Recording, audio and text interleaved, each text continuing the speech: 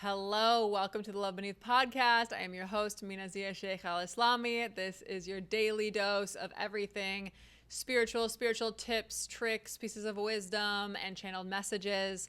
Before I get into today's channeled message, please, if you're watching on YouTube, like the video, subscribe. If you're listening, please follow the show and leave me a review. I would so appreciate it. Thank you. Today's message, I wanted to just riff on something that I'm noticing, but I already did one take, and as I was speaking, I just kept getting this icky feeling inside me, and it just was feeling incomplete, and I just realized, okay, I need to be channeling my full self when I say this. So, thought it was going to be a non-channeling episode, and never mind. Let me get into it, and, well, I can start it off. Uh-oh, throat. You know what that means? It means I missed something. You know what? I'm just going to get into the channeling first. Hold on one second. Okay, so there's a message about the distinction between sovereign and solitude, between sovereign and being alone, loneliness. Many of us on the planet right now, we are going through possibly the most critical lesson at this time, which is being comfortable exclusively in our own energy, not mixing energy with anyone else. This does not mean you're alone. This does not mean you don't have community. This does not mean you don't have a partner. This does not mean you don't have children. It means that the codependency that is so familiar to not only Earth, but to our entire solar system and the beings of our solar system, it is time for that enmeshing of energy to stop. And it's time for each of us to pull ourselves from that matrix and become one with ourselves. When we mold with other people in a way that we don't remember who we are outside of that connection, we have a very shallow understanding of who we are and of the world.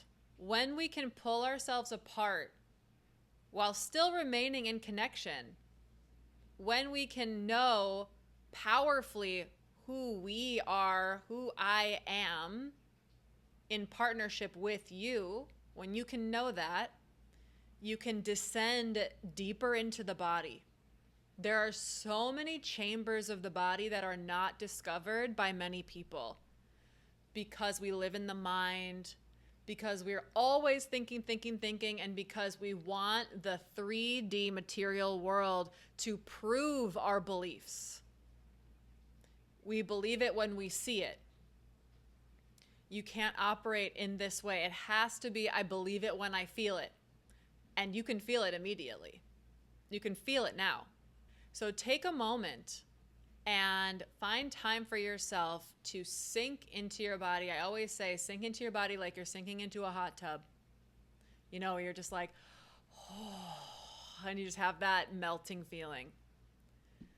Sit into your body and be in silence or listen. So you can listen to some meditation music and just be with yourself and don't have any thoughts.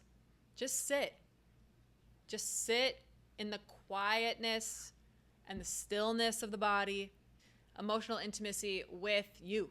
Because a vast, powerful, spiritual person has the ability to sit into very vulnerable spaces within themselves and hold those spaces. That's how you expand out. But when we're so caught up in thinking, and their mind is in overdrive, and we're worried about what's going to happen to us, or we're worried about certain scenarios or people, you will feel over time as you do energy work, you will feel that you're getting sucked up into the brain.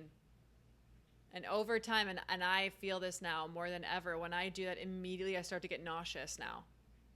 I didn't used to be like that, but now I am like that because I spend so much time in my body now that it actually physically nauseates me to be in the brain like that, in the worry.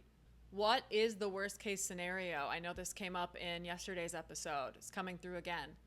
What is the worst case scenario for anything you're worried about?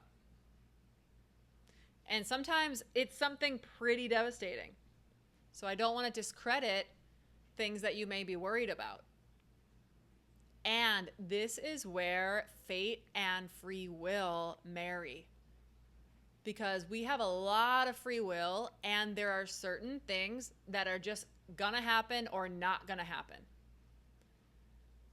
And there's an invitation for you to sit in your body into your deep knowingness and sit with that part of you that just knows, with a capital K. And I guarantee you, a lot of those things that you're worried about, you're going to realize, oh yeah, it's fine. It's not the doomsday that you think. Again, though, you get stuck in the prison of, I'll stop worrying when it's done in reality. When I see it all figured out, that's when I'll stop worrying. And for many of you, that's not a privilege that you get anymore because you are too advanced.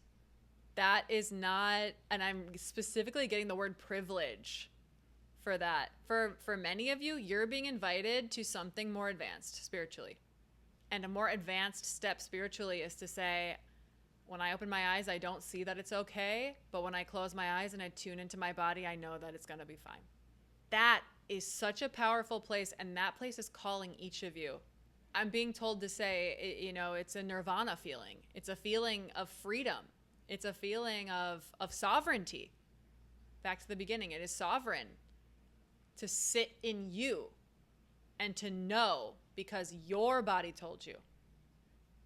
And when you're in that space, now bringing it back to the beginning here, when you're in that space and then you're also in connection with other people who also engage that way in the world, it's the most freeing, the most powerful, the most loving experience. And for many of you, you're on your way to that, so it's going to be rocky. You're going to lose some people. You're going to lose some things. Keep the faith. Because once you are operating in sovereignty in your body, which means that you are not beholden to anyone else's reactions, thoughts, feelings, you are just being true to yourself. You're operating with love. You're operating with openness. You're not worried about all the things from the outside world. You can have worries, but then you also check in with your inner knowing and return to that space. When you can be that, you start drawing in people, opportunities, situations that are also that. So many of you are actively building this new self right now. You're building this person, and it takes time. I'm just I know I'm probably going like totally rogue right now, but I'm channeling everything that wants to be said to you. It takes time. You have to let it take time. You have to let it take time. It's being built. Nothing built to last is built quickly. I guess I can open my eyes now. I used to worry so much about everything. Everything used to be doomsday for me. I would have a panic attack about truly and literally anything. And it got so bad that I almost couldn't go to college.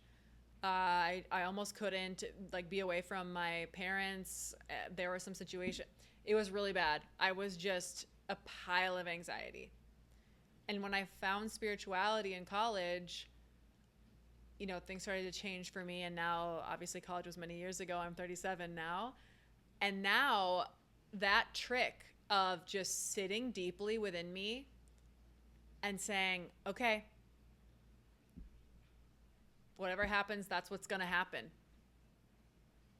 Even something so crazy as you're literally on a train track and you're going right for like a cement wall.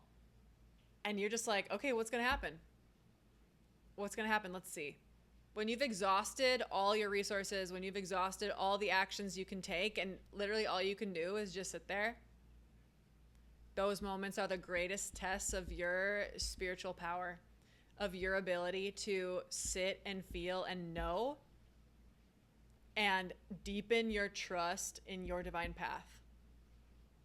I am seeing that a lot with people right now where they are being tested in their faith. Your faith being tested. Can you trust your divine path? You've taken action. You've taken your inspired action.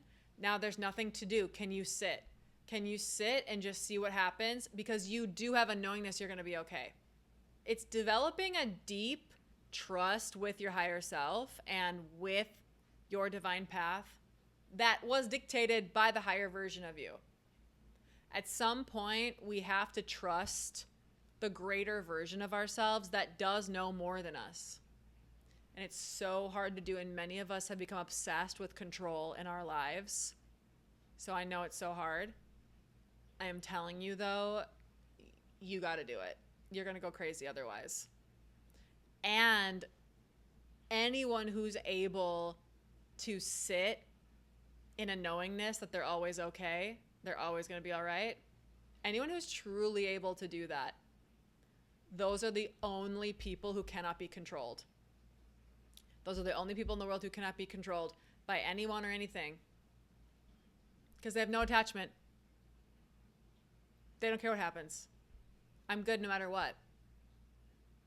And if I'm not good, if I'm being hurt, if I whatever is happening, then that's my invitation to deepen how much pain I can tolerate and how much discomfort I can tolerate so that I can get bigger. Because whatever is coming for me is bigger than my current reservoir, so I got to get bigger, which we also mentioned in the last episode. So either way you win. You have to get into that mindset. If your inner child listening to this is like, that's crap, which I've been there, that is something to sit with. Because we can only make the rules to a certain extent.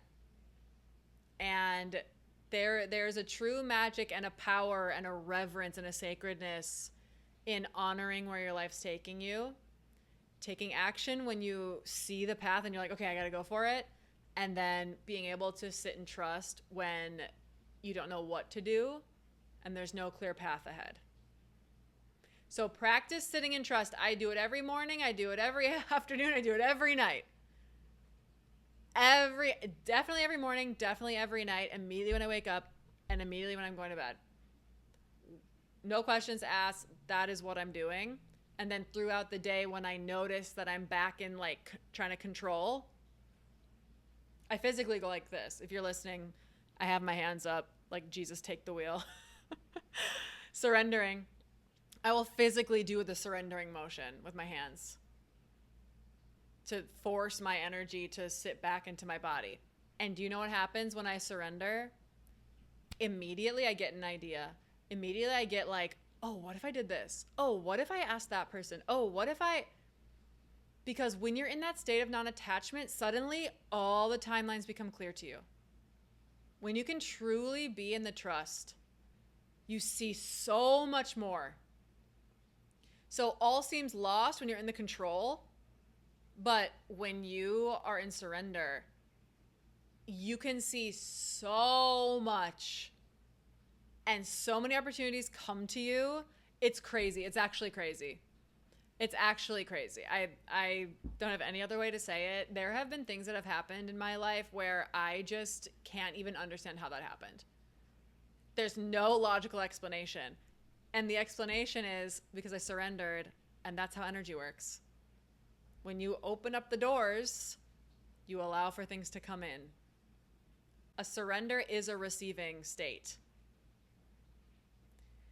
Okay, so that was a through line, but also many offshoots. I was really feeling people listening to this. So please let me know in the comments if you're resonating with it, because I really felt a lot of different spirit guides speaking through me at different points.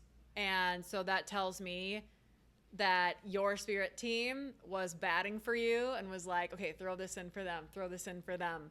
So let me know what resonated with you and what you took away from today's episode. Once again, please interact with the video or the podcast episode, whether you're watching or you're listening.